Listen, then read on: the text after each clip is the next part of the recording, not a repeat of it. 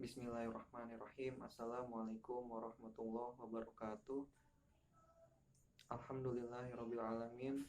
Wassalatu wassalamu ala Rasulillah wa ala alihi wa sahbihi wa mawalah ammal ba'd.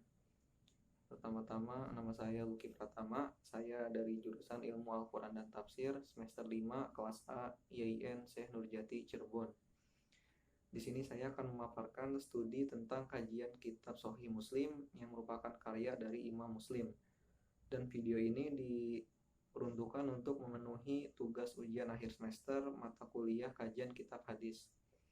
Dan langsung saja ke pemaparan yang pertama, yaitu mengenai biografi.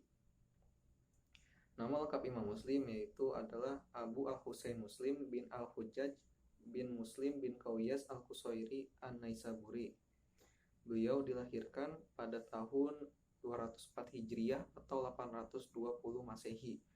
Beliau dinisbatkan Naisaburi karena dilahirkan di Naisabur, yaitu kota kecil yang terletak di Iran bagian timur laut.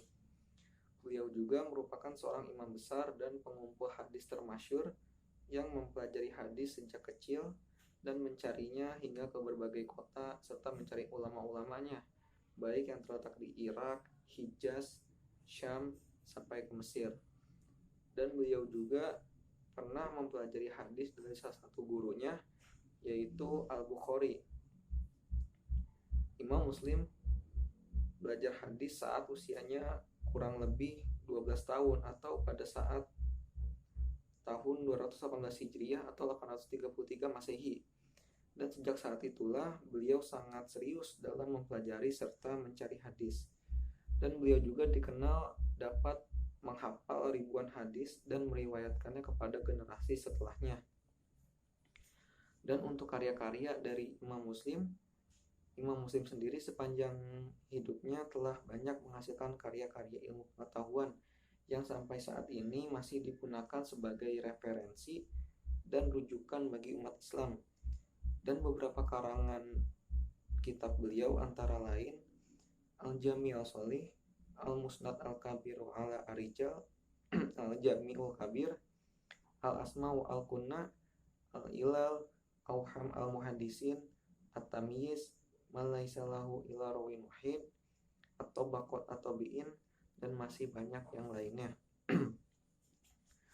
Dan untuk mengenai latar belakang yang membuat Imam Muslim menyusun kitab ini adalah ada dua persoalan. Yang pertama yaitu karena pada masanya masih sangat sulit mencari referensi koleksi hadis yang memuat hadis-hadis sahih dengan kandungan yang relatif komprehensif serta sistematis. Dan yang kedua adalah karena pada masa itu terdapat kaum zindik. Kaum zindik itu adalah kaum yang selalu berusaha membuat serta menyebarkan sejumlah cerita hadis palsu dan mencampur adukannya antara hadis yang sahih dengan yang tidak.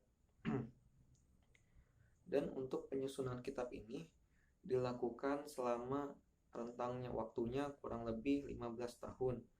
Dimulai dari menyeleksi ribuan hadis, baik dari hafalannya maupun catatannya, lalu mengklasifikasikan hadis sesuai dengan sistematika tema hadis secara teratur. Dan perlu diketahui juga bahwa periwayatan hadis dalam kitab ini dipengaruhi oleh dua imam besar, yaitu Imam Abu Ishaq Ibrahim bin Muhammad bin Sufyan, dan yang kedua itu adalah Imam Abu Muhammad Ahmad bin Ali.